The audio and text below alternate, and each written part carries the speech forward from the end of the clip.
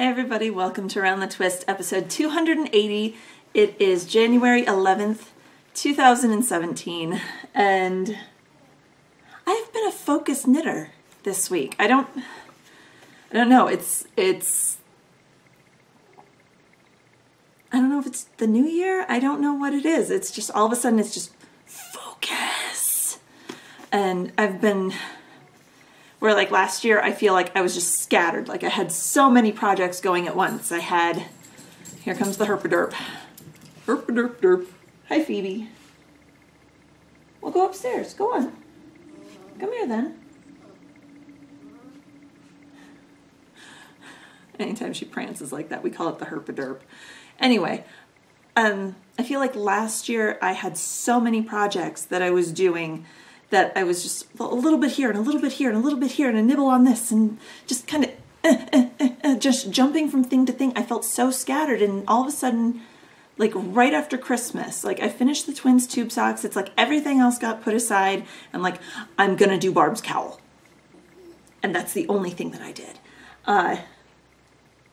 And yeah, we'll see that in a little bit. And then now it's been the hashtag for Megan KAL scarf that I've been working on. And yeah, so focus seems to be my theme this year. Phoebe, you really can't keep whining like that if I'm going to be talking down here. What? Oh. Really? You don't say. Oh, that's so sad. I know. Okay.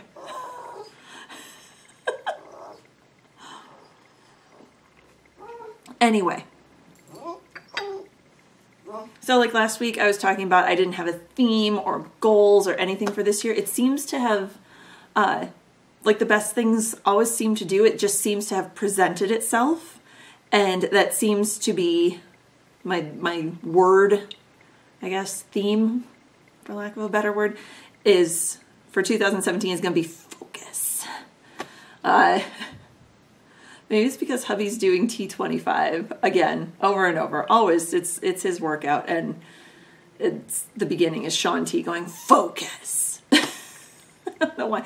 It seems to be applying itself to my crafting. So basically what that means is I'm really low today for some reason, sorry. There we go, up a few inches. Rather than scattering myself around, I seem to be focusing on one project at a time. So this week, what I have on the needles is the hashtag for Megan KAL, which was started by Birdleg Bags after Megan from the Cyborgs Craft Room passed very suddenly last summer. So I had gone in my stash and pulled out what I thought, I swore I had more than one skein of the Cyborgs Craft Room yarn, and it turns out that I do. But the skein that I was able to find is her Asocolate base in the colorway Ain't No Party Like a Cyborg Party. And that base is a 75-25 superwash merino and nylon blend. It looks kind of like funfetti cake in the skein. And knit up, it looks a little more muddled, but oh, good gravy. You can tell I took this to an appointment and it's all kinds of discombobulated. Hang on here. Really? Really? Okay, we're gonna get this. I'm not gonna be defeated by yarn. There we go.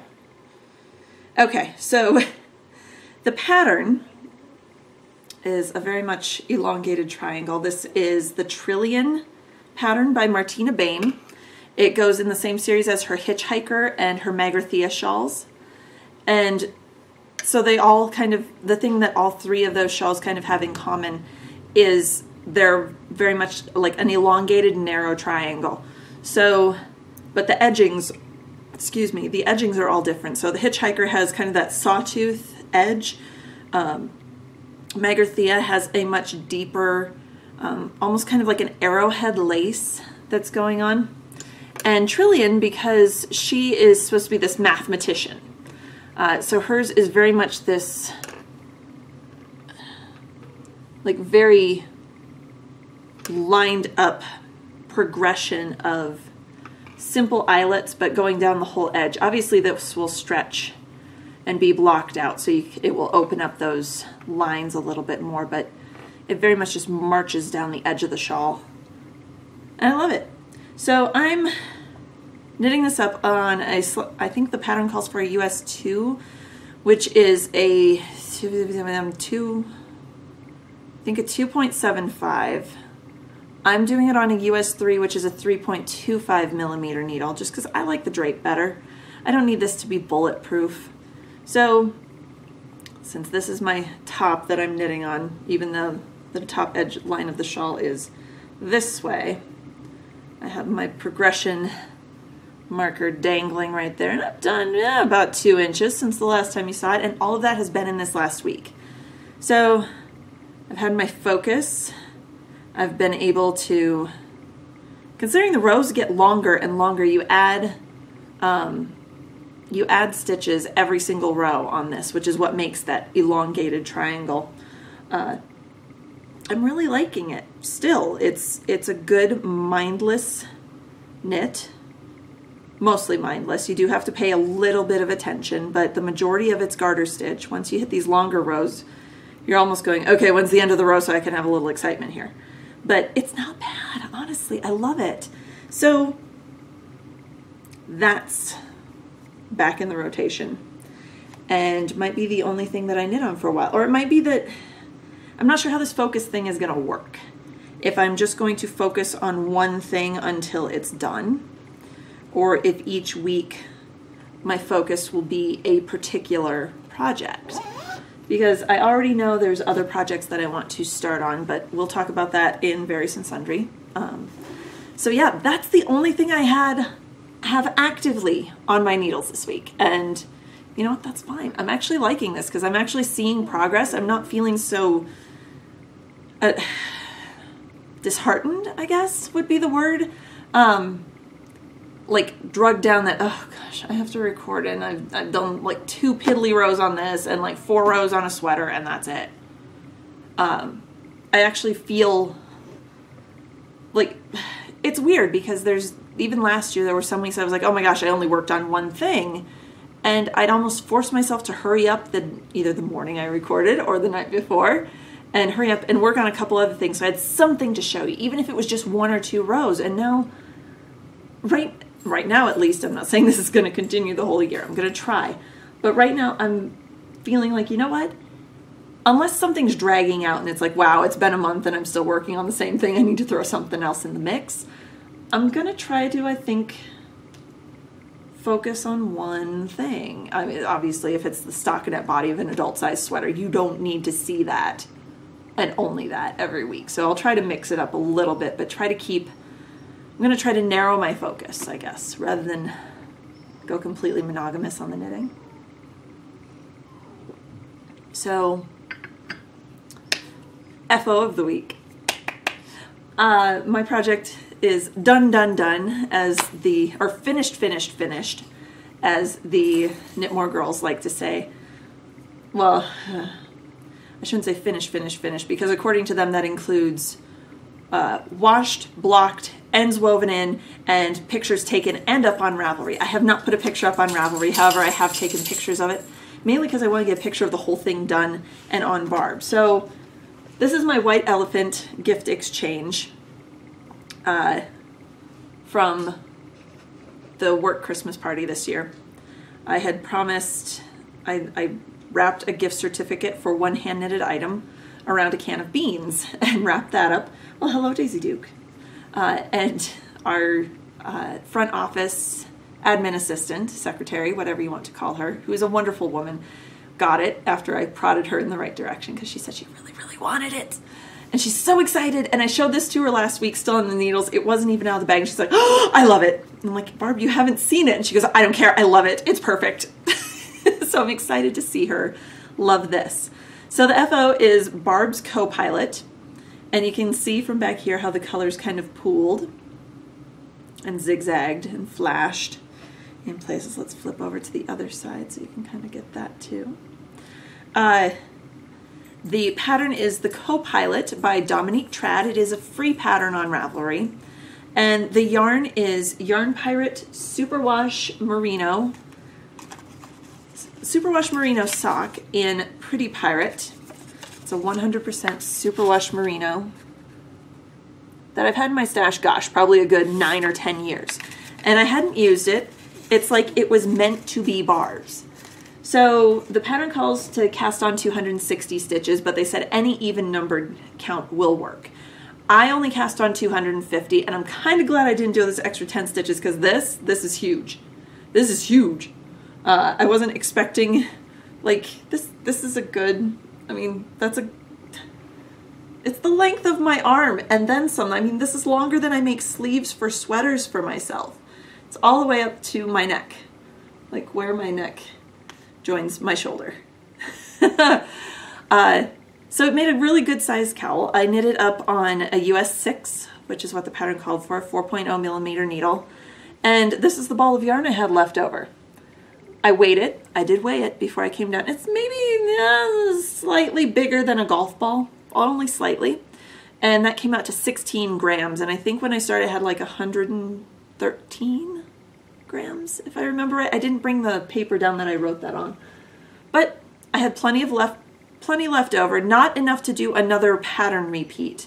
So the pattern has garter sections and then these mesh sections. And you do 3 mesh sections for it.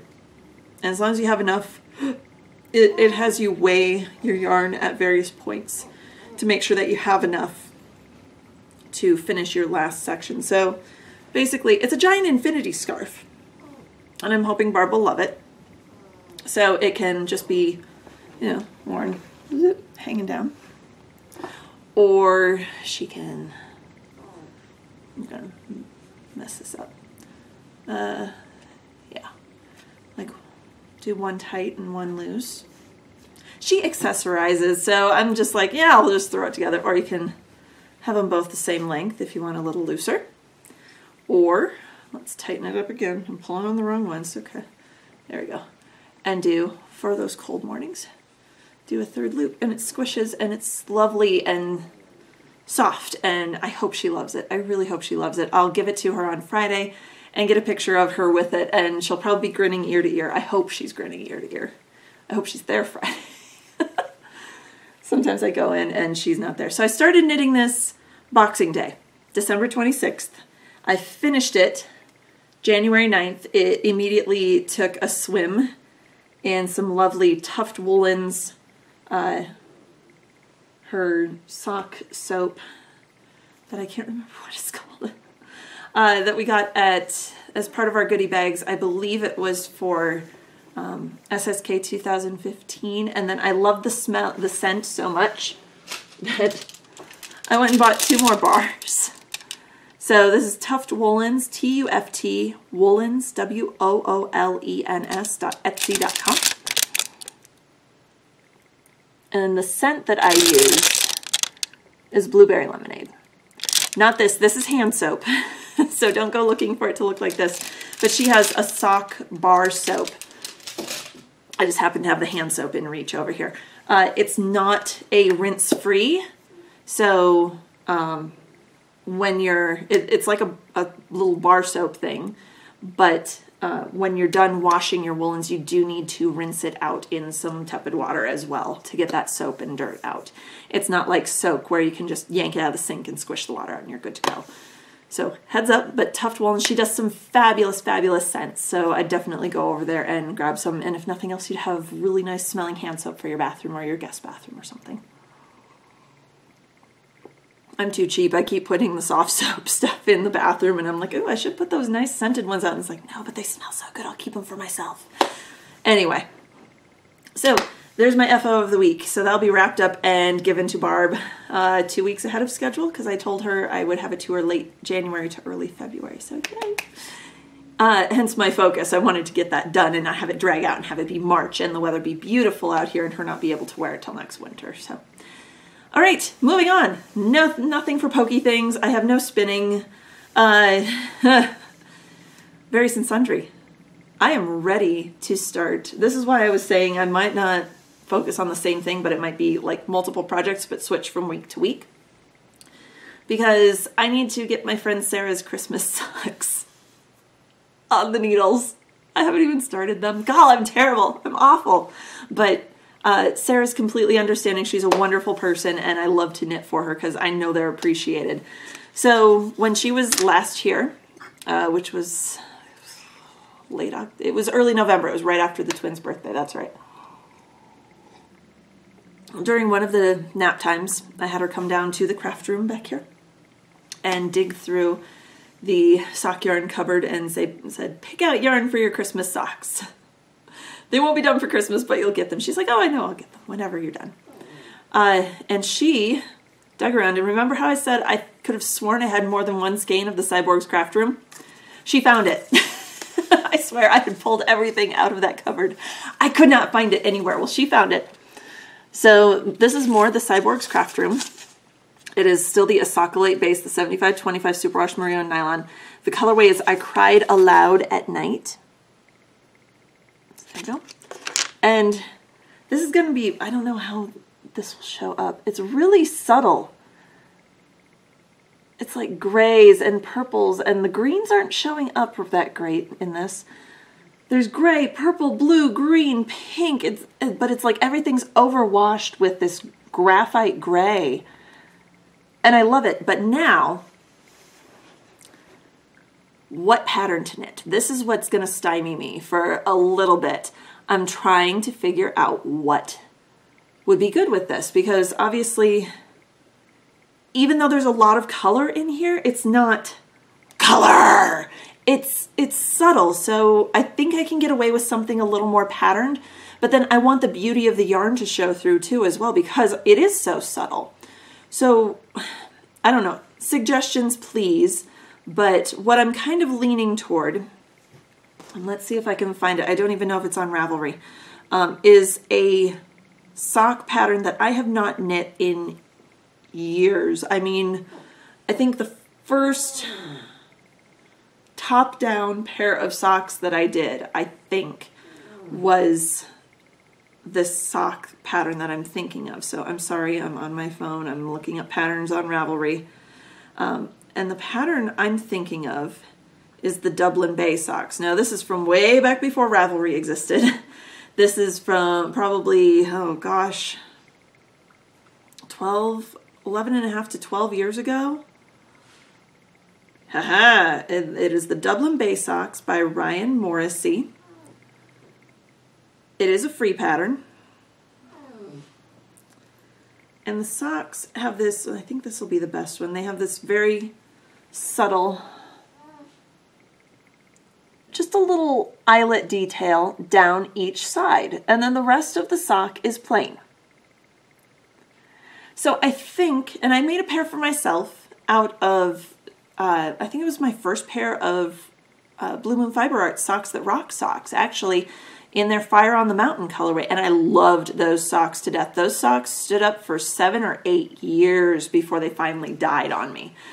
I did, of course, that was Socks That Rock lightweight knit up on US 1, so they were practically bulletproof. But that's kind of what I'm leaning toward with this I Cried Aloud at Night. But let me know if you guys think of something else. This is a finer yarn, so I am going to knit it on a US 1. So I need something that's roughly 72 stitches around, or something that I can adapt to 72 stitches. So I kind of like the thought of having that little eyelet detail down either side of the leg, and then just letting the beauty of the yarn shine through, but I don't want to do just a straight plain stockinette, which is why I'm leaning toward the Dublin Bay. Thoughts, comments, concerns, let me know. And we'll see next week. Post it in the Ravelry thread for the episode. So, let's see, what else has happened this week? Since we're into various and sundry. So my friend Lynn Zim, who is Lynn Zim like everywhere, Ravelry, Instagram, she started up as a LuLaRoe consultant, and I've kind of been following her on Facebook and going, well, got to get over to Lynn's house sometime if I want to try on these leggings, because, you know, long inseam, I need to be able to see if, because I'm kind of on the border between a 10 and a 12. So it's kind of, and I'm like, do I get the one size leggings? Do I get the tall and curvy? I know everyone's like, Karen, you're a stick, you're skinny, you don't need tall and curvy. Well, I'm tall. So when she had posted a contest over on her LuLaRoe Facebook page, asking, like, as a contest to win free LuLaRoe leggings for a year. So like a pair a month for a year from her. And it's just, hey, comment below. What are you most looking forward to in 2017? So I had commented, I forgot that I commented. And she did the drawing, and suddenly my phone's being inundated from Lynn, from Meliabella, from a couple of other people. You won the leggings! I'm like, I won what? What? I never win anything in random drawings, ever. But I won a year's worth of leggings from Lynn. Lynn, thank you. Went over to her house this last Sunday. I was able to, because she keeps her inventory there, I was able to try on both the one size and the tall and curvy leggings. And the one size fits, but they're about 3 inches too short. Like 3 inches above my ankle bone, and that was just right when I pulled them on. So I was like, no. Tried on the tall and curvy, and while the waist is a little loose, which is fine, that is fine. That means I can wear them and have a big meal, and still be comfortable. They are definitely long enough, so I got my first pair of LuLaRoe leggings. I'm so happy. They're wonderful. I can see what everyone has been singing the praises about, but I'm just iffy about trying stuff on that doesn't list an inseam length. And I could see why.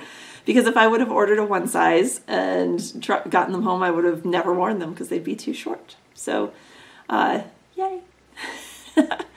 So again, thank you, Lynn, for running that contest, and your random number generator for picking me.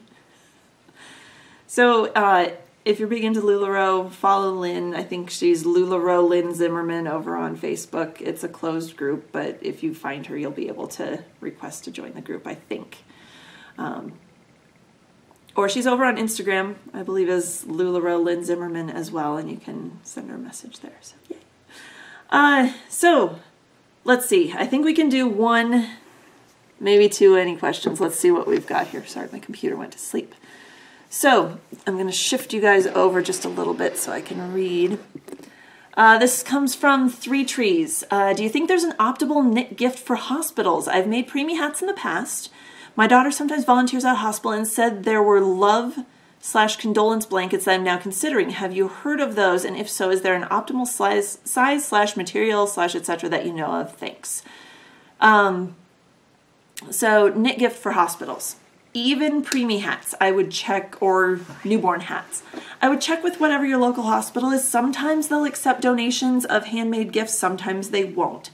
So I'd check with your hospital, because they will have the requirements of, do they want them to be wool? Do they want them to be washable? Do they want them to be acrylic? They'll have all those. If they've already got something in place from people donating, they'll have all of that information in place. I'd say your best bet, like for preemie hats and stuff, I'd ask at the NICU or at the nursery. They'd be able to give you the most information for there. Anything else, the love condolence blanket/prayer shawls, I'd almost lean towards see if they have hospital chaplains. Hospital chaplains, hospital ministers, they would usually be the ones that would give those out versus the nurses on the floors. However, speaking as a nurse on the floor, all of these love condolence blankets, prayer shawls, whatever, make sure they're washable. Make sure they're hard wearing. And yeah, definitely the washable thing though, because let's just say there's bodily fluids, and you don't want your lovely hand knitted thing that you spent hours on to get thrown in the washing machine either by a family member or by well-meaning nurses if they have happen to have a washing machine on their floor, which not every floor does, and then have it turn into a pot holder. So I definitely talk to wherever you are thinking about donating to and see if they have any requirements, but I definitely make sure they were washable. I'd say acrylic versus wool, not necessarily Red Heart, but if you're going to do wool, I'd do Superwash. If you're going to do acrylic, there are so many soft acrylics out there. You don't have to necessarily go with Red Heart, although if that's what's in your budget, more power to you. What counts is the thought.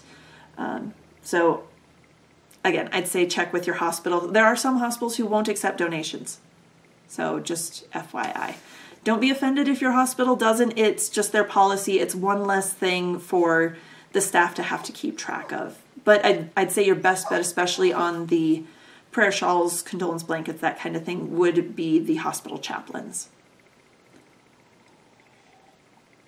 Okay, let's see where we at. 25 minutes. Let's see, we can do one more. So this is from Violet.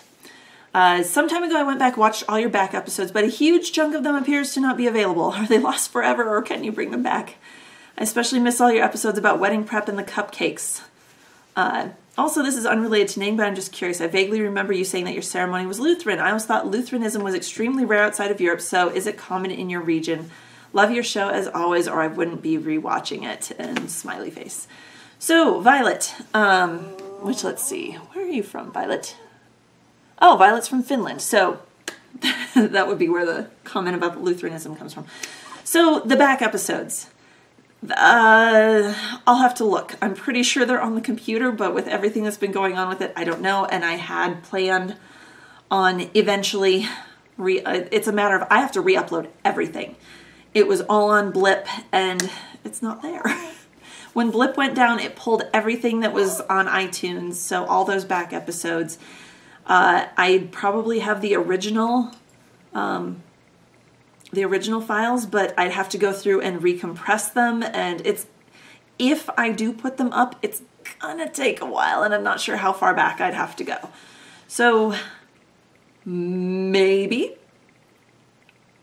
I'm not gonna commit to anything right now. So they might never be posted. It's time's precious. My time, your time. Thank you for wanting to rewatch them, but just the amount of time I'd have to spend down here glued to this computer, at most I'd be able to do like one episode per week, and that would be it. So maybe, we'll see. And the unrelated to knitting, vaguely remember you saying your ceremony was Lutheran. Lutheranism, I thought Lutheranism was extremely rare outside of Europe, so is it common in your region? Yes. Growing up in Iowa, northern Iowa, especially southern Minnesota, that area is, you can't throw a rock without hitting a Lutheran, it seems like. The whole area was settled by Germans, Lutherans, Norwegians, Lutherans, a lot of Scandinavians, Swedes, Finnish, where Lutheranism, and a lot of them were Lutheran when they came over, and that just got passed down through the generations. So the American Midwest especially does seem to have more Lutheran churches than certain other places. Obviously there's divisions within the Lutheran church because there's ELCA, there's WELS, there's LCMS, there's all these different sectors, synods, I don't know what you want to call them. The one I belong to is the Lutheran Church Missouri Synod. WELS is Wisconsin Evangelical Lutheran Synod, I believe, and even the ELCA is Evangelical Lutheran Church of America. So there's three that I know of. There might be more, but yes, Lutheranism is big in the Midwest. Now that I'm out in Colorado, I'm not seeing nearly as many Lutheran churches, but the Midwest, Wisconsin, Missouri, Iowa, Minnesota, Illinois, kind of that whole area, and then up into the Dakotas too, does seem to have quite a large Lutheran population. So this is where a lot of the Northern European settlers settled back in the 1800s and founded. So we ended up with a lot of Lutherans out this direction. So I hope that answers your questions, everybody. I'm going to go so I can have a little bit of nap time, needleworker time before the babies wake up. They went down for kind of a late nap, and so did hubby, so I've got a little bit of time to myself, except for a whiny puppy down here. And, right, Phoebe? Hi. Hi. Yeah. Oh, I know. You're so sad. Okay. On that note, I'm going to let you guys go, and until next week, happy knitting.